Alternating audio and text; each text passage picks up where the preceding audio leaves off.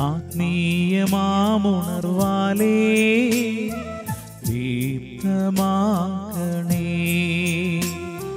വചനം മഴയായി പെയ്യും, കൃപതൻ നിറവായൊഴുകും. വിടുതൽ നൽകുന്ന വചനം, അറിവിൻ്റെ പൊരുളാകും വചനം. സൗഖ്യമാ ജീവന. ആത്മീയ ഉണർവ്. ഹല്ലേലൂയ. യേശുവേ നന്ദി, പരിശുദ്ധാത്മാവേ സ്തോത്രം, പിതാവേ ആരാധന. കർത്താവായ യേശുവേ, വചനം ശ്രവിക്കുന്ന ഈ സമയത്ത് ഞങ്ങളുടെ ഹൃദയങ്ങളെ ഒരുക്കണമേ. വചനം കേൾക്കുമ്പോൾ ആഴത്തിൽ വിശ്വാസം ഞങ്ങൾക്ക് നൽകി അനുഗ്രഹിക്കണമേ. ഞങ്ങളുടെ മനസ്സിൻ്റെ ആകുലതകളെ പിതാവായ ദൈവമേ അങ്ങൊന്ന് സ്വീകരിക്കണമേ. കർത്താവായ ഈശോയെ, തിരുരക്തം കൊണ്ട് ഞങ്ങളെ കഴുകണമേ. എല്ലാ വചനം കേൾക്കുന്ന മക്കളെയും ദൈവം സമൃദ്ധമായി അനുഗ്രഹിക്കട്ടെ എന്ന് മുംബൈ താബോർ ധ്യാന കേന്ദ്രത്തിൽ നിന്ന് പ്രാർത്ഥിക്കുന്നു, ആശംസിക്കുന്നു.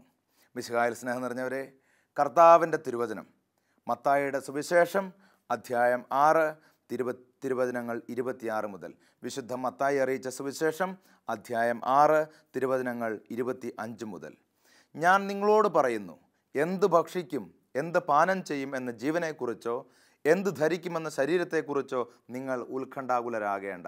മനുഷ്യൻ്റെ മനസ്സിൻ്റെ വേദനകളെ ഒപ്പിയെടുത്തിട്ട് കർത്താവായ യേശു പറയുകയാണ്, നിങ്ങൾ ഇതിനെക്കുറിച്ച് ഉത്കണ്ഠപ്പെടേണ്ട. നിങ്ങളുടെ അടിസ്ഥാനപരമായിട്ടുള്ള ഉത്കണ്ഠ പോലും ഞാൻ മനസ്സിലാക്കുന്നു, അതുകൊണ്ട് ഉത്കണ്ഠപ്പെടരുതെന്ന് കർത്താവ് പറയുന്നു. വീണ്ടും പറയുന്നു, ഭക്ഷണത്തേക്കാൾ ജീവനും വസ്ത്രത്തേക്കാൾ ശരീരവും ശ്രേഷ്ഠമല്ലേ? ആകാശത്തിലെ പക്ഷികളെ നോക്കുവിൻ, അവ വിതയ്ക്കുന്നില്ല, കൊയ്യുന്നില്ല, കളപ്പുരയിൽ ശേഖരിക്കുന്നുമില്ല. എങ്കിലും നിങ്ങളുടെ സ്വർഗസ്ഥനായ പിതാവ് അവയെ തീറ്റിപ്പോറ്റുന്നു. അവയേക്കാൾ എത്രയോ വിലപ്പെട്ടവരാണ് നിങ്ങൾ. ഉത്കണ്ഠ മൂലം ആയുസ്സിൻ്റെ ദൈർഘ്യം 1 മുഴമെങ്കിലും കൂട്ടാൻ നിങ്ങളിൽ ആർക്കെങ്കിലും സാധിക്കുമോ? കർത്താവ് ഒരു പ്രത്യേക രീതിയിൽ ഉപമ പറയുകയാണ്. ആകാശത്തിലേക്ക് നോക്കുക എന്ന് പറഞ്ഞാൽ നീ നിൻ്റെ മുകളിലേക്ക് നോക്കുക. നീ നിൻ്റെ ചുറ്റുപാട് നോക്കിയിട്ട് ഒരുപാട് കാൽക്കുലേഷൻ നടത്തുന്നു. ഇങ്ങനെയൊക്കെയാണ് കാര്യങ്ങൾ നടക്കുന്നത്, ഇങ്ങനെയൊക്കെ ചെയ്താലേ കാര്യങ്ങൾ തീരുമാനമാവുകയുള്ളൂ. ഇങ്ങനെ നിൽക്കുന്ന മനുഷ്യനെ നോക്കി കർത്താവായ യേശു പറയുകയാണ്, നീ ചുറ്റുപാടും നോക്കാതെ നീ ഒരല്പം കണ്ണുകൾ മുകളിലേക്ക് ഉയർത്തി നീ ഒന്ന് നോക്കുക. എന്ത് നീ കാണുന്നു? ആകാശം കാണുന്നു, അവിടെയുള്ള പക്ഷികളെ കാണുന്നു, പറവകളെ കാണുന്നു. ഇവയുടെ സൃഷ്ടാവിനെ അതിന് മുകളിൽ നീ കാണണം. ദൈവം പറയുന്ന വലിയൊരു കൃപ അത് ഈ അവസരത്തിൽ നമ്മൾ ഉൾക്കൊള്ളണം പ്രിയപ്പെട്ടവരെ. കർത്താവ് പറയുക, നീ ചുറ്റുപാടുകളിലേക്ക് നോക്കി ചെറിയ ചെറിയ കാര്യങ്ങളിൽ ആകുലപ്പെടാതെ, കർത്താവ് പറയുന്നു, നീ മുകളിലേക്ക് നോക്കുക, കണ്ണുകൾ ഉയർത്തുക, നിന്റെ ചിന്തകൾ ഉയരട്ടെ. നീ ഈ ചെറിയ കാര്യങ്ങൾ പറഞ്ഞ് ഉത്കണ്ഠപ്പെടാതെ നീ മുകളിലേക്ക് കണ്ണുകൾ ഉയർത്തുക. അപ്പോൾ നിനക്ക് കാണാം ആകാശം, ആകാശത്തിലെ പക്ഷികൾ, പറവകൾ. കർത്താവ് പറയുക, അവിടെ നിർത്തരുത്, അതിന് മുകളിലേക്ക് നോക്കുക. ഏറ്റവും സർവശക്തനായ ദൈവത്തെ നീ കാണുക. കർത്താവ് പറയുകയാണ്, എല്ലാറ്റിനും മുകളിൽ ദൈവശക്തി വ്യാപരിക്കുന്നു. നിൻ്റെ കുടുംബത്തിൻ്റെ മുകളിൽ ഒരു ദൈവമുണ്ടെന്ന് നീ അറിയണം. നിൻ്റെ ജീവിതത്തിൻ്റെ മുകളിൽ ഒരു ദൈവ സാന്നിധ്യമുണ്ടെന്ന് നാം അറിയണം. ഈ ദൈവ സാന്നിധ്യം എല്ലാവരെയും നയിക്കുന്നെന്നും നിയന്ത്രിക്കുന്നെന്നും നീ അറിയണം. എന്നിട്ട് കർത്താവ് പറയുക, ഉത്കണ്ഠ മൂലം ആയുസ്സിൻ്റെ ദൈർഘ്യം 1 മുഴമെങ്കിലും കൂട്ടാൻ നിങ്ങൾക്ക് ആർക്കെങ്കിലും സാധിക്കുമോ എന്ന് പറഞ്ഞാൽ, നീയുമായിട്ട് ചുറ്റുപാടുമായിട്ട് ബന്ധപ്പെട്ട് നിൽക്കുന്ന ആളുകളുണ്ടല്ലോ, ഇവരെയൊക്കെ നീ ഒരു ദിവസം പിരിയും. ഈ ബന്ധങ്ങളെല്ലാം നീ പിടിച്ച് മുറുകിയിരിക്കുമ്പോൾ കർത്താവ് പറയണതാണ്, ഇത് എത്ര കാലത്തിന്? നിശ്ചിത സമയം വരെ. അത് 1 സെക്കൻഡ് പോലും നിനക്ക് കൂട്ടാൻ പറ്റുകയില്ല. അങ്ങനെയാണെങ്കിൽ പ്രിയപ്പെട്ട സഹോദര സഹോദരി, കർത്താവ് പറയുന്നു, നിൻ്റെ കണ്ണുകൾ ആകാശത്തിലേക്ക് ഉയരട്ടെ, നിൻ്റെ കണ്ണുകൾ ദൈവത്തെങ്കിലേക്ക് ഉയരട്ടെ. അതുകൊണ്ടാണ് സങ്കീർത്തകൻ പറഞ്ഞത്, എൻ്റെ സഹായം എനിക്ക് എവിടുന്ന് വരും? ആകാശവും ഭൂമിയും സൃഷ്ടിച്ച ദൈവത്തിൽ നിന്ന് തന്നെ. കർത്താവിൽ നിന്ന് സഹായം പ്രതീക്ഷിക്കുന്ന ഒരു വ്യക്തി എങ്ങനെയാണ് ആ മകൻ്റെ ജീവിതത്തെ ക്രമീകരിക്കേണ്ടത്? കർത്താവിൽ നിന്നും സഹായം സ്വീകരിക്കുന്ന വ്യക്തിയുടെ ജീവിതത്തെ എങ്ങനെയാണ് ദൈവം ക്രമീകരിക്കുന്നത്? ഈ 2 കാര്യങ്ങളാണ് പ്രിയപ്പെട്ടവരെ ഒരല്പസമയം നമ്മൾ ശ്രദ്ധിക്കാൻ പോകുന്നത്. കർത്താവിൽ നിന്ന് സഹായം പ്രതീക്ഷിക്കുന്ന വ്യക്തി എങ്ങനെയാണ് ജീവിതത്തെ ക്രമീകരിക്കേണ്ടത്? വളരെ ചെറിയ ഉത്തരമുള്ളൂ, മുകളിലേക്ക് നോക്കുക, ദൈവത്തിലേക്ക് നോക്കുക. ഏറ്റവും ഉപരിയായിട്ട് ദൈവത്തിൻ്റെ ശക്തി നമ്മൾ നോക്കുക. പ്രിയപ്പെട്ടവരെ, നമ്മുടെ ജീവിതത്തെ നിയന്ത്രിക്കാൻ ദൈവത്തിന് സാധിക്കുമെന്ന ആഴമായ വിശ്വാസത്തിലേക്ക് കടന്നു വരിക. അതുകൊണ്ടാണ് പ്രവാചകനിലൂടെ കർത്താവ് പറയണത്, എനിക്ക് അസാധ്യമായി എന്തെങ്കിലും ഉണ്ടോ? മുകളിലേക്ക് നോക്കണം. നമ്മൾ ജീവിതത്തിൻ്റെ പ്രതിസന്ധികളിലേക്കും ദുഃഖഭാരങ്ങളിലേക്കും നോക്കാതെ മുകളിലേക്ക് നോക്കുന്ന ഒരു വലിയ വിശ്വാസത്തിൻ്റെ ഒരു ദൃഷ്ടി നമുക്കുണ്ടാവണം. കർത്താവ് പറയുന്നൊരു കാര്യമാണ്, നീ നോക്കുക, എനിക്ക് അസാധ്യമായി എന്തെങ്കിലും ഉണ്ടോ? നമ്മളൊന്ന് ചിന്തിച്ച് നോക്കിയേ, ഈ ലോകത്ത് എത്രയോ ഗ്രഹങ്ങൾ, ഈ ഭൂമി, സൂര്യൻ, ചന്ദ്രൻ എല്ലാം ഇങ്ങനെ ചലിച്ചുകൊണ്ടിരിക്കുകയാണ്. എത്രയോ വേഗതയിലാണ് ഇത് ചലിച്ചുകൊണ്ടിരിക്കുന്നത്. ഒരു ശാസ്ത്രമാസികയിൽ വായിച്ചത് ഓർക്കണോ, ഇതിൻ്റെ വേഗതയിൽ എവിടെയെങ്കിലുമൊക്കെ പാളിച്ച സംഭവിച്ചു കഴിഞ്ഞാൽ, ഈ ഭ്രമണപഥത്തിൽ എന്തെങ്കിലും ഒരു പാളിച്ച വന്നു കഴിഞ്ഞാൽ കൂട്ടിയിടിച്ച് ഭസ്മമായി പോകും പോലും. അതാണ് ഒരു ശാസ്ത്രം പറയണത്. എന്ന് പറഞ്ഞാൽ വളരെ കൃത്യതയോടുകൂടി ഓരോ ഗ്രഹങ്ങളും ചരിക്കുന്നു. ആ ഭ്രമണപഥത്തിൻ്റെ വേഗത എല്ലാം നിശ്ചയിക്കപ്പെട്ടിട്ടുള്ളത്. ഇതിനെയെല്ലാം ഒരു വിരൽത്തുമ്പിൽ നയിക്കുന്ന ദൈവത്തിന് നിൻ്റെ മകനെ, നിൻ്റെ മകളുടെ കൊച്ചു ജീവിതത്തെ നയിക്കാൻ സാധിക്കില്ലെന്നാണോ നീ വിശ്വസിക്കുന്നത്? ഈ സർവ്വചരാചരങ്ങളെയും നിയന്ത്രിക്കുന്ന, ഇതിൻ്റെ വേഗത പോലും കൃത്യമായി ഗണിച്ചെടുക്കുന്ന ദൈവം, സൂര്യചന്ദ്രനെ, സകല ഗ്രഹങ്ങളെ, ഭൂമിയെ മുഴുവൻ ഇതാ ഈ കൈവിരൽ തുമ്പിൽ നിയന്ത്രിക്കുന്ന ദൈവത്തിന് നിൻ്റെ മകനെ, നിൻ്റെ മകളുടെ രോഗത്തെ നിയന്ത്രിക്കാൻ സാധിക്കുന്നില്ലെന്നാണോ സഹോദര സഹോദരി നീ വിശ്വസിക്കുന്നത്? കർത്താവിൻ്റെ വചനം അതുകൊണ്ടാണ് പറയുന്നത്, നീ ആകാശത്തിലെ പറവകളെ നോക്കുക, നിൻ്റെ ചുറ്റുപാടുകളെ വിട്ടിട്ട് മുകളിലേക്ക് നീ നോക്കുക, അഭിഷേകം സ്വീകരിക്കുക, അതിൻ്റെയും മുകളിലുള്ള ദൈവമായ കർത്താവിനെ നീ കാണുക. ഇങ്ങനെയാണ് ദൈവത്തെ ആശ്രയിച്ച് ജീവിതം ക്രമീകരിക്കാൻ ആഗ്രഹിക്കുന്ന വ്യക്തി ചിന്തിക്കേണ്ടത്. എനിക്കൊരു ദൈവമുണ്ട്, ദൈവത്തിന് എല്ലാ കാര്യങ്ങളെയും നിയന്ത്രിക്കാൻ സാധിക്കും. സർവ്വചരാചരങ്ങളുടെ മേൽ എൻ്റെ ദൈവത്തിന് അധികാരമുണ്ട്. ഇനി ദൈവത്തിൽ നിന്ന് കൃപ സ്വീകരിക്കണമെന്ന് ആഗ്രഹിക്കുന്ന വ്യക്തി എങ്ങനെയാണ് സ്വന്തം ജീവിതത്തെ ക്രമീകരിക്കേണ്ടതെന്ന് നോക്കുക. കർത്താവിൻ്റെ വചനം ഓർമ്മിക്കുന്നു. ജെറമിയ പ്രവാചകന്റെ പുസ്തകം 17-ാം അധ്യായം 7-ാം തിരുവചനം. ജെറമിയ 17:7. കർത്താവിൽ ആശ്രയിക്കുന്നവൻ അനുഗ്രഹീതൻ. ഓക്കെ, ദൈവത്തിലേക്ക് വേരൂന്നി നിൽക്കുന്നവൻ അനുഗ്രഹിക്കപ്പെട്ടവൻ. ബൈബിൾ പറയുന്നു അബ്രാഹത്തെക്കുറിച്ച് അനുഗ്രഹിക്കപ്പെട്ട മകൻ, ജോസഫിനെ കുറിച്ച് പറയുന്നുണ്ട് അനുഗ്രഹിക്കപ്പെട്ട മകൻ. അനുഗ്രഹിക്കപ്പെട്ടു എന്ന് പറഞ്ഞാൽ ലോകം ഈ വ്യക്തിയിൽ കാണുന്നത് ദൈവകൃപയാണ്. അനുഗ്രഹിക്കപ്പെട്ടു എന്ന് പറഞ്ഞാൽ ഈ മകൻ ചെയ്യുന്ന പ്രവൃത്തികൾക്കൊക്കെ എന്തോ പ്രത്യേകതയുണ്ട്. ഈ മകൻ്റെ കുടുംബത്തിൽ ഒരു കൃപയും ഒരു അഭിഷേകവും നിലനിൽക്കുന്നുണ്ട്. ആ മകൻ അറിയാത്ത ഒരു പ്രൊട്ടക്ഷൻ ആ മകൻ്റെ ജീവിതത്തിൽ, ആ കുടുംബത്തിലുണ്ട്. പ്രിയപ്പെട്ടവരെ, വചനം ഓർക്കുക, കർത്താവിൽ ആശ്രയിക്കുന്നവൻ അനുഗ്രഹീതൻ, അവൻ്റെ പ്രത്യാശ അവിടുന്ന് തന്നെ. അവിടുന്ന് തന്നെ എന്ന് പറഞ്ഞാൽ ഈ മകൻ എപ്പോഴും കർത്താവിനെ നോക്കിക്കൊണ്ടിരിക്കും. വൈകുന്നേരമൊക്കെ കൊന്ത ചൊല്ലുമ്പോൾ നമ്മളിങ്ങനെ നമ്മുടെ പ്രായമായിട്ടുള്ള അപ്പച്ചന്മാരും അമ്മച്ചന്മാരൊക്കെ ചെയ്യുന്നത് കണ്ടിട്ടില്ലേ? ഇങ്ങനെ കൊന്ത ചൊല്ലിക്കൊണ്ടിരിക്കുമ്പോൾ അവർ ചിലപ്പോൾ കണ്ണടച്ച് ഇങ്ങനെ ഇരിക്കും. പുറത്ത് ഈ കണ്ണടഞ്ഞിരിക്കുകയാണെങ്കിൽ ആന്തരിക നയനങ്ങൾ അവർ ദൈവത്തെങ്കിലേക്ക് ഉയർത്തി പ്രാർത്ഥിക്കുകയാണ്, ദൈവത്തിനോട് ചേർന്നിരിക്കുകയാണ്, പരിശുദ്ധ മാതാവിൻ്റെ കൈ പിടിച്ച് പ്രാർത്ഥിക്കുകയാണ്. അതാണ് ഈ വചനം പറയുന്നത്, അനുഗ്രഹീതൻ, അവൻ്റെ പ്രത്യാശ അവിടുന്ന് തന്നെ. ദൈവത്തിലേക്ക് നോക്കുകയാണ് മനുഷ്യൻ, നോക്കി അഭിഷേകം സ്വീകരിക്കുകയാണ് മനുഷ്യൻ. എന്നിട്ട് എന്താണ് പറയുന്നത്? അവൻ ആറ്റുതീരത്ത് നട്ട മരം പോലെ. ഇത് പ്രധാനപ്പെട്ട ഒരു കാര്യമാണ്. ഹല്ലേലൂയ, യേശുവേ നന്ദി, പരിശുദ്ധാത്മാവെ ആരാധന, പിതാവെ മഹത്വം. ഇത് വളരെ പ്രധാനപ്പെട്ടൊരു കാര്യമാണ്. എന്താണ്? അവൻ ആറ്റുതീരത്ത് നട്ട മരം പോലെയാണ്. നോക്കുക, ദൈവത്തിങ്കിലേക്ക് കണ്ണുകൾ ഉയർത്തുന്നവൻ, പ്രതിസന്ധി ഘട്ടങ്ങളിൽ ആകാശപ്പറവുകളുടെയും മുകളിൽ നിൽക്കുന്ന ദൈവ സാന്നിധ്യത്തെ അറിയുന്നവൻ, സർവ്വചരാചരങ്ങളെയും എല്ലാ ഗ്രഹങ്ങളെയും വിരൽത്തുമ്പിൽ നിയന്ത്രിക്കുന്ന ദൈവത്തിന് എൻ്റെ ജീവിതത്തെ നിയന്ത്രിക്കുവാൻ സാധിക്കുമെന്ന് വിശ്വസിക്കുന്നവൻ. ചെറിയൊരു വിശ്വാസമാണത്. ഈ വിശ്വസിക്കുന്നവൻ ആരാണ്? അവൻ വെള്ളത്തിലേക്ക് വേരൂന്നിയിരിക്കുന്നു. അവൻ ആറ്റുതീരത്ത് നട്ട മരം പോലെയാണ്. അതിൻ്റെ വേര് വെള്ളത്തിലേക്ക് വേരൂന്നിയിരിക്കുന്നു. അത് വേനൽക്കാലത്തെ ഭയപ്പെടില്ല. ഇതാണ് പ്രത്യേകത. ഇവൻ്റെ ജീവിതത്തിലെ പ്രതിസന്ധികളെ ഭയപ്പെടില്ല. ഇന്ന് നിങ്ങൾ ചുറ്റുപാടും ഒന്ന് നോക്കിയേ, ചെറിയ ചെറിയ കാര്യങ്ങൾക്ക് പോലും മനുഷ്യർ ഭയപ്പെടുകയാണ്. മനുഷ്യർ എന്ത് ചെയ്യണമെന്നറിയാതെ ഓടുകയാണ്. മദ്യവും മയക്കുമരുന്നും സിഗരറ്റും ജീവിതത്തിൽ അടിമപ്പെടുത്തിക്കൊണ്ടിരിക്കുകയാണ്. കാരണം എന്താണെന്ന് അറിയപ്പെട്ടവരെ, മനുഷ്യന് പേടിയാണ്. ഇന്ന് പേടിയാണ്. പിശാച് കൊണ്ടുവന്ന് തരുന്ന ഏറ്റവും വലിയ ആയുധമാണ് ഭയം. പിശാച് ആദ്യ കുടുംബത്തെ നിങ്ങൾ എടുത്തു നോക്കിയേ, അവർ ഭയപ്പെട്ട് ദൈവത്തിൻ്റെ അടുത്ത് വരാൻ മടിച്ചു. നാണക്കേടായി, ഭയപ്പാടായി ദൈവത്തിൻ്റെ അടുത്തേക്ക് അവർ വരുന്നില്ല. പിശാച് കൊണ്ടുവന്ന് തരുന്ന ഏറ്റവും വലിയ ആയുധം, അവരുടെ പിശാചിൻ്റെ ആയുധം ഭയപ്പാടാണ്. എന്നാൽ കർത്താവിൻ്റെ വചനം പറയുന്നു, പ്രതിസന്ധി ഘട്ടങ്ങളിൽ ദുഃഖങ്ങളും ദുരിതങ്ങളും മനുഷ്യൻ്റെ ജീവിതത്തിൽ അലട്ടുമ്പോൾ ധൈര്യപൂർവ്വം നേരിടുന്ന വ്യക്തി, ആ വ്യക്തി ദൈവത്തെ നോക്കുന്ന വ്യക്തി, അവൻ ഭയപ്പെടുകയില്ല. അതിൻ്റെ ഇലകൾ എന്നും പച്ചയാണ്. അതാണ് അതിൻ്റെ പ്രത്യേകത. നിങ്ങളൊരു വൃക്ഷത്തിന് അത് ഉണങ്ങിയതാണോ പച്ചയാണെന്ന് എങ്ങനെ തിരിച്ചറിയാം? ചെയ്യുക? അതിൻ്റെ ഇല നോക്കിയാൽ മതി. ഇലയെല്ലാം വീണ് കരിഞ്ഞ് താഴെ കിടക്കുകയാണെങ്കിൽ ഏകദേശം ആ വൃക്ഷം ഉണങ്ങിക്കൊണ്ടിരിക്കുകയാണ്. അല്ലെ, വേനൽക്കാലത്തിൻ്റെ ഏറ്റവും മൂർധന്യാവസ്ഥയിൽ ഇലകളെല്ലാം കൊഴിഞ്ഞു വീഴും. ഉള്ളിൽ ചിലപ്പോൾ കുറച്ച് പച്ച ഉണ്ടാവും, പക്ഷേ ഉണങ്ങിക്കരിഞ്ഞ് ഇലകൾ ഉണ്ടാവില്ല. അതാണ് അതിൻ്റെ പ്രത്യേകത. പക്ഷേ ഒരു വൃക്ഷത്തിൽ ഇലകളുണ്ട് എന്ന് പറഞ്ഞാൽ, എല്ലാ ഇലകളും പച്ചയാണെന്ന് പറഞ്ഞാൽ, അതിനർത്ഥം പ്രിയപ്പെട്ടവരെ, ആ കുടുംബത്തിൽ നിലനിൽക്കുന്ന കൃപയുണ്ട്, കൃപയുടെ സ്രോതസ്സുണ്ട്. ഒരു വൃക്ഷം എപ്പോഴും പച്ച കളറിലുള്ള ഇലകളാണ് നിങ്ങൾ ചിന്തിച്ചുകൊണ്ടിരിക്കുക. അതിനൊരർത്ഥം എന്താണെന്നറിയോ? വെള്ളത്തിന് ബുദ്ധിമുട്ടില്ല ആ വൃക്ഷത്തിന്. ആ വൃക്ഷത്തിന് ഉള്ള വെള്ളം എവിടെ നിന്നാണെന്ന് വെച്ചാൽ വലിച്ചെടുക്കാനുള്ള ഒരു കൃപയും ഒരു ശക്തിയുമുണ്ട്. എന്ന് പറഞ്ഞാൽ ഒരു കുടുംബത്തിലെ 5 മക്കളുടെ ജീവിതം ഉണ്ടെങ്കിൽ 5 മക്കളുടെ ജീവിതത്തിലും ഈ പച്ചപ്പുണ്ടായിരിക്കും പ്രിയപ്പെട്ടവരെ. ഒരില പോലും കൊഴിഞ്ഞു പാടില്ല. ആരാണ് കൊഴിഞ്ഞു പാടാത്തത്? പ്രതിസന്ധി ഘട്ടങ്ങളിൽ, ദുരിതങ്ങളിൽ ആകാശപ്പറവുകളെ നോക്കുന്നു, അതിന് മുകളിലുള്ള സൃഷ്ടാവിനെ നോക്കുന്നു. അങ്ങനെ ഒരു വ്യക്തിയുടെ ജീവിതത്തിലെ എല്ലാ മക്കളും, ആ കുടുംബത്തിലെ മുഴുവൻ മക്കളുടെ മേലും ഒരു പച്ചപ്പുണ്ടായിരിക്കുമെന്ന് കർത്താവിൻ്റെ വചനം പറയുകയാണ്. അടുത്ത വചനം പറയുകയാണ്, വരൾച്ചയുടെ കാലത്തും അതിന് ഉത്കണ്ഠയില്ല, അത് ഫലം നൽകിക്കൊണ്ടിരിക്കും. വെറുതെ ഇലകൾ മാത്രമല്ല, ഫലങ്ങൾ പുറപ്പെടുവിച്ചുകൊണ്ടിരിക്കും. എല്ലാ ജീവിതങ്ങളും ഉണങ്ങിക്കഴിയുമ്പോഴും കർത്താവിൽ ആശ്രയിക്കുന്നവൻ, ദൈവത്തെ നോക്കുന്നവൻ, മുഖാമുഖം കാണുന്നവൻ, ഇതാ ധാരാളം ഫലങ്ങൾ ഒന്നിനു പുറകെ ഒന്നായിട്ട് ഫലങ്ങൾ പുറപ്പെടുവിച്ചുകൊണ്ടിരിക്കും. ഈ വചനം കേട്ടുകൊണ്ടിരിക്കുമ്പോൾ ചിന്തിക്കേണ്ട പ്രധാനപ്പെട്ട കാര്യം, നമ്മുടെ വേരെവിടെയാണ്? എൻ്റെ കുടുംബത്തിൻ്റെ വേരെവിടെയാണ്? ഈ വേര് ഞാൻ എവിടെയാണ് ചെന്ന് പാകിയിരിക്കുന്നത്? നമ്മൾ വളരെ ഗൗരവത്തോടെ മനസ്സിലാക്കേണ്ട ഒരു കാര്യം പ്രിയപ്പെട്ടവരെ, റോഡ് സൈഡിൽ വീടുണ്ടായതുകൊണ്ടോ, കാർ പോർച്ചിൽ കാറുണ്ടായതുകൊണ്ടോ, കുറേ കട്ട പെറുക്കി വെച്ച് നല്ല മനോഹരമായ മിറ്റമുണ്ടാക്കിയത് കൊണ്ടോ കുടുംബം ആവണമെന്നില്ല. ആ കുടുംബത്തിൽ സമാധാനം ഉണ്ടാവണമെന്നില്ല. ആ കുടുംബത്തിൻ്റെ വേര് ദൈവത്തിങ്കിലാണ് എത്തി നിൽക്കുന്നതെങ്കിൽ ആ കുടുംബത്തിലൊരു പച്ചപ്പുണ്ടാവും. ഈ കാണുന്ന കാര്യങ്ങളെല്ലാം നിമിഷ നേരം കൊണ്ട് നമ്മളിൽ നിന്ന് അപ്രത്യക്ഷമായി പോകും.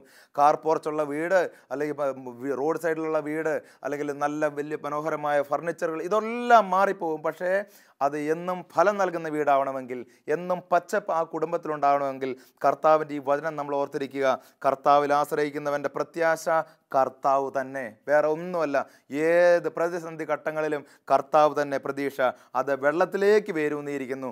അതാണ് കർത്താവിൻ്റെ വചനം പറയുന്നുണ്ടല്ലോ, ആർക്കെങ്കിലും ദാഹിക്കുന്നെങ്കിൽ അവൻ എൻ്റെ അടുത്ത് വന്ന് കുടിക്കട്ടെ. ഈ വേര്, നമ്മുടെ കുടുംബത്തിൻ്റെ വേര്, അത് കർത്താവിൽ ചെന്നെത്തണം. കർത്താവിൽ ചെന്നെത്തി ആ ഒരു പ്രാർത്ഥനയുടെ അഭിഷേകവും ആ ഒരു കൃപയും നമ്മൾ സ്വീകരിക്കണം. ചിലപ്പോഴൊക്കെ ഇങ്ങനെ ചില മാതാപിതാക്കന്മാർ പറയുന്നത് കേട്ടിട്ടുണ്ട്, കൊച്ചു കുഞ്ഞുങ്ങൾ കിടന്നുറങ്ങാൻ നേരത്ത് ആ കൊച്ചു കുഞ്ഞുങ്ങളുടെ ശിരസിൽ ഇങ്ങനെ ഈശോ മറിയ ഔസേപ്പേ എന്ന് എഴുതി കൊടുത്തിട്ട് കുഞ്ഞുങ്ങളെ പാട്ടുപാടി ഉറക്കും. എന്നിട്ട് അവർ പറയുന്ന ഒരു കാര്യം, പിറ്റേ ദിവസം ഈ കുഞ്ഞുങ്ങൾ എഴുന്നേറ്റ് വരുമ്പോൾ ഈ കൊച്ചുങ്ങളുടെ മുഖത്തൊരു ശാന്തിയുണ്ട്, ഒരു സന്തോഷമുണ്ട് എന്നുള്ളൊരു കാര്യമാണ്. പ്രിയപ്പെട്ട ദൈവജനമേ, ഇന്ന് നമ്മുടെ മക്കളുടെ ജീവിതത്തിൽ ഒരു പച്ചപ്പ് കുറയുന്നുണ്ടെങ്കിൽ ഗൗരവത്തോടെ നമ്മൾ കാണേണ്ട വേറൊരു സത്യം എന്താണെന്നറിയോ? ഈ മക്കളുടെ എല്ലാം വേര്, ഈ മക്കളുടെ എല്ലാം അടിത്തറ ചിലപ്പോഴൊക്കെ എത്തി നിൽക്കുന്നത് അപകടം പിടിച്ച ചില മേഖലകളിലാണ്, അപകടം പിടിച്ച ചില ബന്ധങ്ങളിലാണ്. അതുകൊണ്ടാണ് മക്കളുടെ ജീവിതത്തിൽ ഒരു പച്ചപ്പ് കുറഞ്ഞു പോകുന്നത്. മക്കളുടെ ജീവിതത്തിൽ പരസ്പരം കലഹങ്ങളും തർക്കങ്ങളും നിലനിൽക്കുന്നുണ്ടെങ്കിൽ അതിനർത്ഥം വേരൂന്നിയിരിക്കുന്നത് പ്രത്യേകത നമ്മൾ മാറ്റിയെടുക്കണം. ചിലപ്പോഴൊക്കെ മാതാപിതാക്കന്മാരോട് പറയുന്ന ഒരു കാര്യം ഇതാണ്, മക്കൾ ഉറങ്ങുന്നതിന് മുമ്പ് 1 മണിക്കൂർ മുമ്പ് അവരുടെ കയ്യിൽ നിന്ന് നിങ്ങൾ മൊബൈൽ മാറ്റിപ്പിടിക്കണം. 1 മണിക്കൂർ മുമ്പ് മക്കൾ കമ്പ്യൂട്ടറിന് മുമ്പിൽ നെറ്റ് നോക്കിക്കൊണ്ടിരിക്കുകയാണെങ്കിൽ 1 മണിക്കൂർ മുമ്പ് അത് മാറ്റണം. 1 മണിക്കൂർ മുമ്പ് ഈ മക്കൾ വേറെ എന്തെങ്കിലും ചെയ്തുകൊണ്ടിരിക്കുകയാണെങ്കിൽ വേറെ മോശമായിട്ടുള്ള കാര്യങ്ങളിലേക്ക് അവരുടെ ശ്രദ്ധ പോകുന്നെന്ന് നിങ്ങൾക്ക് തോന്നിയാൽ അത് മാറ്റണം. 1 മണിക്കൂർ മുമ്പ് ആ മക്കളുടെ മനസ്സിനെ ദൈവത്തിങ്കിലേക്ക് കൊണ്ടുവരണം. അവർ കിടന്നുറങ്ങുന്ന സമയം മുഴുവൻ ദൈവചിന്തയോടെ അവർ ഉറങ്ങണം. ബൈബിള് വായിച്ച് വേണം മക്കൾ കിടന്നുറങ്ങാൻ. അപ്പോഴാണ് ആ മക്കളുടെ ജീവിതം വേരൂന്നുക. രാത്രി ഉറങ്ങുന്ന 8 മണിക്കൂറും ദൈവത്തിൻ്റെ ആ ഒരു പ്രശാന്തമായ ജലാശയത്തിലേക്ക് ദൈവം ഇവരെ നയിച്ചുകൊണ്ടിരിക്കും. നമ്മുടെ മക്കളെ രാത്രി TV-യിൽ വയലൻ്റ് ആയിട്ടുള്ള സിനിമകൾ, മോശമായിട്ടുള്ള ചിത്രങ്ങൾ, മോശമായിട്ടുള്ള സംസാരങ്ങൾ, ഇതെല്ലാം കഴിഞ്ഞ് അവർ ഉറങ്ങാൻ കിടക്കുമ്പം ഇവരുടെ ജീവിതത്തിൻ്റെ വേരൂന്നുന്നത് ചളിക്കുഴിയിലാണ്. പ്രിയപ്പെട്ടവരെ, വളരെ ഗൗരവത്തോടെ കാണണം. കർത്താവിൻ്റെ വചനം എന്താ പറയണത്? അത് ഭയപ്പെടുകയില്ല. ആര്? ദൈവത്തിൽ ആശ്രയിക്കുന്നവൻ. ദൈവത്തിൽ വേരൂന്നൊന്നും ഭയപ്പെടുകയില്ല. മക്കൾ പരീക്ഷയ്ക്ക് റിസൾട്ട് ആകുന്നതിന് 4 മാസം മുമ്പ്, 2 മാസം മുമ്പ് കടന്ന് വിറയ്ക്കുകയാണ്. കഴിഞ്ഞ വർഷത്തെ റിസൾട്ട് വരാൻ പോകുന്നു, പേടിയാണ്. കാരണം എന്താണെന്നറിയാമോ? ദൈവത്തിൻ്റെ ആത്മാവും ശക്തിയും ഒരു ഊർജ്ജവും മക്കൾക്കില്ല. ഒരു കാര്യം അച്ഛൻ പറയട്ടെ, മക്കൾ കടന്നുറങ്ങുന്നതിന് മുമ്പ് നിങ്ങൾ 1 മണിക്കൂർ മുമ്പ് ആ മൊബൈൽ എടുത്ത് മാറ്റി വെക്കണം. മക്കൾ കിടന്നുറങ്ങുന്ന 1 മണിക്കൂർ മുമ്പ് നിങ്ങൾ ശ്രദ്ധിക്കണം അവരെന്താണ് ചെയ്യുന്നതെന്ന്. അവർ ബൈബിൾ വായിച്ചിട്ട് കിടക്കട്ടെ, അവർ പ്രാർത്ഥിച്ചിട്ട് കിടക്കട്ടെ, മാതാപിതാക്കന്മാരുടെ സ്നേഹത്തിലൊരു വാക്ക് പറഞ്ഞിട്ട് കിടക്കട്ടെ. അങ്ങനെയാകുമ്പോൾ ദൈവകൃപ അവരിലേക്ക് ഒഴുകി തുടങ്ങും. പിറ്റേ ദിവസം രാവിലെ എഴുന്നേൽക്കുമ്പോൾ വേരൂന്നട്ടെ ദൈവചിന്തയിൽ. ഒരു ബൈബിൾ എടുത്തിട്ട് 2 വചനം വായിച്ചാൽ മതി, അത് വായിച്ചിട്ട് അവർ ജീവിതം തുടങ്ങട്ടെ. മാതാപിതാക്കന്മാരുടെ സ്നേഹത്തോടെ വന്ന് എന്തെങ്കിലും സംസാരിച്ചിട്ട് അവർ ഭക്ഷണം കഴിക്കാൻ തുടങ്ങട്ടെ. ഇങ്ങനെയാകുമ്പോൾ അവരുടെ ജീവിതം മാറി മറിയും. അല്ലെങ്കിൽ പ്രിയപ്പെട്ടവരെ, നമ്മളറിയാതെ നമ്മളുടെ മക്കൾ ഓരോരുത്തരും വേരൂന്നുന്നത് ചളിക്കുഴിയിലാണ്. ധൂർത്തപുത്രൻ്റെ ജീവിതം നമ്മളൊന്ന് എടുത്തു നോക്കുക. ധൂർത്തപുത്രൻ്റെ ജീവിതത്തെക്കുറിച്ച് നമ്മൾ കാണുന്നു. ഈ മകൻ അപ്പനോട് ചേർന്നിരുന്നപ്പോൾ അനുഭവിച്ച ഒരു കൃപയുണ്ട്, ആ മകൻ്റെ ജീവിതത്തിലെ പച്ചപ്പുണ്ട് എന്ന് തുടങ്ങിയാണ് ആ മകൻ്റെ ജീവിതം ഉണങ്ങി തുടങ്ങിയത്. ചളിക്കുണ്ടിൽ അവൻ തൻ്റെ വേരൂന്നിയപ്പോൾ. ചളിക്കുണ്ടെന്ന് പറഞ്ഞാൽ ശരിക്കും ചളിക്കുണ്ട് എവിടെയാണ്? പന്നിക്കൂടിൽ. പന്നിക്കൂടിൽ പോയി ജീവിക്കാൻ തുടങ്ങിയപ്പോൾ, പന്നികൾ കഴിക്കുന്ന ഭക്ഷണം കഴിക്കാൻ തുടങ്ങിയപ്പോൾ ജീവിതത്തിൻ്റെ യാഥാർത്ഥ്യങ്ങളിൽ നിന്ന് അവന് ഒളിച്ചോടേണ്ട ഗതികേട് വന്നു. പഴയ കാര്യങ്ങൾ അവൻ ഓർമ്മയിൽ വന്നു. ആ ചെളിക്കുണ്ടിൽ നിന്നും അവന് ജീവരസം കിട്ടിയില്ല.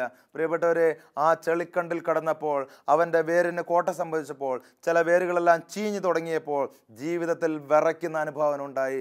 ചിന്തിക്കേണ്ട കാര്യം, കർത്താവിൽ ആശ്രയിക്കാതെ, കർത്താവിലേക്ക് വേരൂന്നാതെ ഒരിക്കലും നമുക്കൊരു പച്ചപ്പ് ജീവിതത്തിൽ ഉണ്ടാവുകയില്ല. എല്ലാ ദിവസവും കർത്താവിൻ്റെ കൃപയിലും കർത്താവിൻ്റെ ഈ കരുണയിലും കർത്താവിൻ്റെ അഭിഷേകത്തിലേക്കും നമ്മൾ നമ്മുടെ മക്കളെ വളർത്തിക്കൊണ്ടുവരേണ്ട ഒരു സമയമായി. ജീവിതത്തിൽ വിവാഹം ആലോചിക്കുന്ന മക്കളുണ്ടെങ്കിൽ ചെയ്യേണ്ട കാര്യം, പ്രിയപ്പെട്ടവരെ, ജീവിതം തുടങ്ങുന്നതിന് മുമ്പ് കർത്താവിൽ ആദ്യം നമ്മൾ വേരൂന്നണം. കാൽവരി കുരിശിലേക്ക് നമ്മൾ നോക്കണം. ദൈവത്തെ സ്നേഹിച്ച് തുടങ്ങണം. ദൈവത്തെ സ്നേഹിച്ച് തുടങ്ങിയാൽ മാത്രമേ, ആ ഒരു വേര് നമ്മുടെ ജീവിതത്തിൽ ഉണ്ടെങ്കിൽ മാത്രമേ നിങ്ങളുടെ ജീവിതത്തിൽ, മുന്നോട്ടുള്ള ജീവിതത്തിൽ ജീവിത പങ്കാളിയെ നിങ്ങൾക്ക് സ്നേഹിക്കാൻ സാധിക്കുകയുള്ളൂ. കാൽവരി കുരിശിൻ്റെ ആ ഒരു കാൽവരി മലമുകളിൽ നിങ്ങളൊരു മരം കാണും. ഏതാണ്? ഒരു മരക്കുരിശ്. ആ മരക്കുരിശിന് വേരുണ്ട് പ്രിയപ്പെട്ടവരെ. ആ മരക്കുരിശിൻ്റെ വേര് ചെന്ന് അവസാനിക്കുന്നത് നീ നിൽക്കുന്ന സ്ഥലത്താണ്. നീ നിൽക്കുന്ന കാലിൻ്റെ അടിയിലെ മണ്ണുണ്ടല്ലോ, അവിടെയാണ് ആ വേര് നിൽക്കുന്നത്. ദൈവം ചോദിക്കുന്ന ഒരു ചോദ്യം, ആ ദൈവത്തിന് വേണ്ട ഒറ്റ കാര്യം നിൻ്റെ സ്നേഹം. ദൈവം ചോദിക്കുന്നതാണ്, നീ എൻ്റെ മകനാണ്, നീ എൻ്റെ മകളാണ്, നീ എന്നെ സ്നേഹിക്കുന്നുണ്ടോ? കർത്താവിനെ നീ സ്നേഹിച്ച് തുടങ്ങിയാൽ ചിന്തിച്ചു കൊള്ളുക, കാൽവരി മലയിലെ ആ മരത്തിൽ നിന്ന് നിനക്ക് കിട്ടേണ്ട എല്ലാ അനുഗ്രഹങ്ങളും കിട്ടിത്തുടങ്ങും. കാൽവരി മലയിലെ ആ കുരിശുണ്ടല്ലോ, അതിൻ്റെ വേര് ചെന്ന് അവസാനിക്കുന്നത് ഇപ്പോൾ നീ നിൽക്കുന്ന സ്ഥലത്താണ്. ഇപ്പോൾ നീ വചനം കേട്ടുകൊണ്ടിരിക്കുന്ന സ്ഥലത്താണ്. നിൻ്റെ കാലിൻ്റെ അടിയിൽ ആ വേരുണ്ട്. ഇത്രമാത്രം ചെയ്യുക, എൻ്റെ കർത്താവെ ഞാൻ നിന്നെ സ്നേഹിക്കുന്നു, എൻ്റെ കർത്താവെ ഞാൻ നിന്നിൽ ആശ്രയിക്കുന്നു. കാൽവരി മലയിലെ തിരുരക്ത തുള്ളികളുടെ യോഗ്യതയും കാൽവരി മലയിലെ സഹനത്തിൻ്റെ യോഗ്യതയും നിൻ്റെ ജീവിതത്തിൽ, വ്യക്തി ജീവിതത്തിൽ, ആ കുടുംബം മുഴുവൻ നിറഞ്ഞു നിൽക്കുന്ന ഒരു സമയമാണ് ഇപ്പോൾ നീ വചനം കേട്ടുകൊണ്ടിരിക്കുന്ന അവസ്ഥ. അതുകൊണ്ട് തീരുമാനമെടുത്തുകൊള്ളുക, എൻ്റെ കർത്താവെ, എൻ്റെ കാലിൻ്റെ അടിയിലുള്ള ഈ മണ്ണിൽ നിൻ്റെ വേരുണ്ടെന്ന് ഞാൻ അറിയുന്നു. ഞാൻ നിന്നിൽ ആശ്രയിക്കുന്നു. നിന്നിൽ ആശ്രയിക്കുമ്പോൾ പിശാച് തകരുമെന്ന് എനിക്കറിയാം. കാൽവരി മല പിശാച് പരാജയപ്പെട്ട സ്ഥലമാണെങ്കിൽ അവിടുത്തെ വേര് ഇന്ന് എൻ്റെ മണ്ണിൽ, ഞാൻ ചവിട്ടി നിൽക്കുന്ന മണ്ണിലുണ്ടെങ്കിൽ ഞാൻ തീർച്ചയായും വിജയിക്കുമെന്നും, ഈ ഭൂമി കർത്താവിൻ്റെ ഭൂമിയാണെന്നും, ഈ മണ്ണ് അനുഗ്രഹിക്കപ്പെട്ട മണ്ണാണെന്നും ഞാൻ വിശ്വസിക്കുന്നു. കർത്താവിൽ ആശ്രയിക്കാൻ സാധിക്കട്ടെ പ്രിയപ്പെട്ടവരെ. മറ്റുള്ള ബന്ധങ്ങളിലേക്ക് വേരൂന്നും തോറും തകർച്ചയിൽ നിന്ന് തകർച്ചയിലേക്ക് മനുഷ്യർ വീണുകൊണ്ടിരിക്കുകയാണ്. ഇന്നത്തെ കാലഘട്ടത്തെക്കുറിച്ച് നിങ്ങളൊന്ന് ചിന്തിച്ച് നോക്കുക. ഹല്ലേലൂയ, യേശുവേ നന്ദി, പരിശുദ്ധാത്മാവേ ആരാധന, പിതാവേ മഹത്വം. കർത്താവിലേക്ക് നമ്മൾ വേരൂന്നട്ടെ. ഓരോ ദിവസവും നമ്മൾ ചിന്തിക്കണം. ഇതിപ്പോൾ ഫേസ്ബുക്കിൻ്റെ ഒരു കാലഘട്ടമാണല്ലോ. ഒരുപാട് യുവാക്കന്മാരോട് സംസാരിക്കുന്ന സമയത്ത് അവർ പറയുന്നൊരു കാര്യം, ഞങ്ങൾക്ക് 2000 സുഹൃത്തുക്കളുണ്ട്, 3000 സുഹൃത്തുക്കളുണ്ട്. പ്രിയപ്പെട്ടവരെ, ഇത്രയും അധികം സുഹൃത്തുക്കൾ എവിടെ നിന്ന് കിട്ടിയെന്ന് ഞാൻ ചിലപ്പോൾ അത്ഭുതപ്പെടും. ചിലർ പറയും 3500 സുഹൃത്തുക്കൾ, അതിൽ 500 എണ്ണം ഇൻറ്റിമേറ്റ് ഫ്രണ്ട്സ്, അതിൽ 4 എണ്ണം മ്യൂച്വൽ ഫ്രണ്ട്സ്.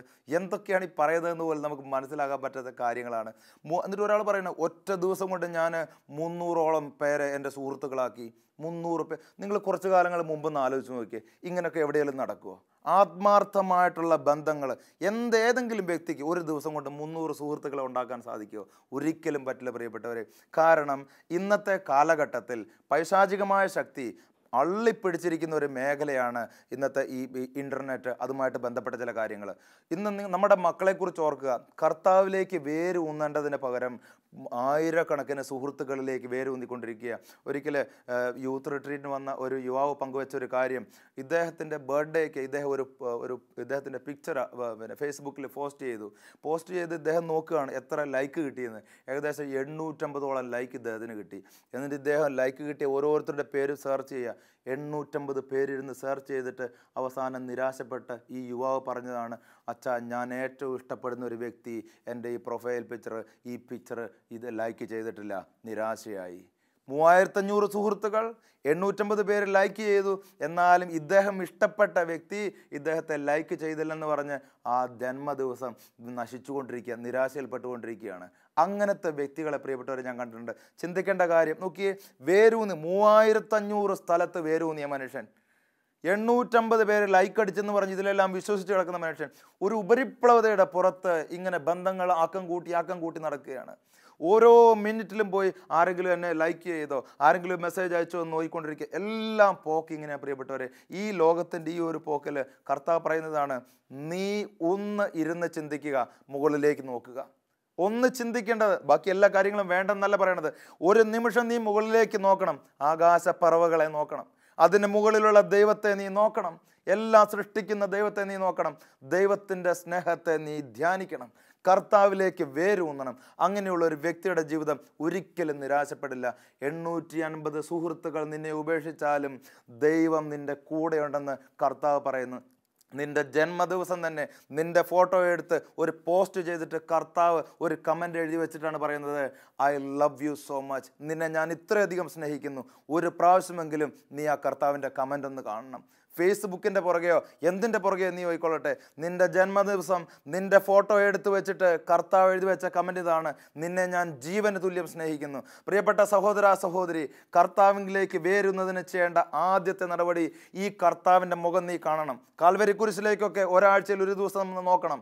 അങ്ങനെ നമുക്ക് കർത്താവിലേക്ക് അടുത്ത് വരാൻ സാധിക്കുകയുള്ളൂ. വിശുദ്ധ കുർബാനയിലൊക്കെ തീഷ്ണതയോടെ പങ്കെടുക്കണം. വിശുദ്ധ കുർബാനയിലൊക്കെ വേരൂന്ന മക്കളുടെ ജീവിതത്തെ അത്ഭുതങ്ങളും അടയാളങ്ങളും കൊണ്ട് കർത്താവ് ആ വചനം സ്ഥിരീകരിക്കുന്നത് നമ്മൾ കാണുന്ന ഒരു പുണ്യവാളനുണ്ടല്ലോ, വിയാനി പുണ്യവാളന്. ഈ വിയാനി പുണ്യവാളൻ്റെ ജീവിതം ഒത്തിരി പ്രചോദനം നൽകുന്ന ഒരു ജീവിതമാണ്. എല്ലാ വിശുദ്ധന്മാരുടെ ജീവിതവും പ്രചോദനം നൽകുന്ന. പക്ഷേ വിയാനി പുണ്യവാളൻ്റെ ജീവിതത്തിലേക്ക് നമ്മൾ നോക്കുമ്പോൾ എന്തോ ഒരു നിസ്സാര മനുഷ്യൻ, ദൈവം ഈ മനുഷ്യനെ എടുത്ത് ഉയർത്തിയത് ഒരു അത്രയധികം ബുദ്ധിയൊന്നുമില്ല. ബുദ്ധി എന്ന് പറഞ്ഞാൽ വലിയൊരു ഹൈ ടാലൻ്റഡ് അല്ലാത്ത ഈ പുണ്യവാളൻ ഇദ്ദേഹത്തിന് ഒരു പക്ഷേ ദൈവകൃപ നേടി ഇദ്ദേഹം അങ്ങനെ ഒരു വൈദികനായി മാറി. ഇദ്ദേഹം ചെന്നുപെട്ട സ്ഥലം ആർസ് എന്ന് പറയുന്ന സ്ഥലം.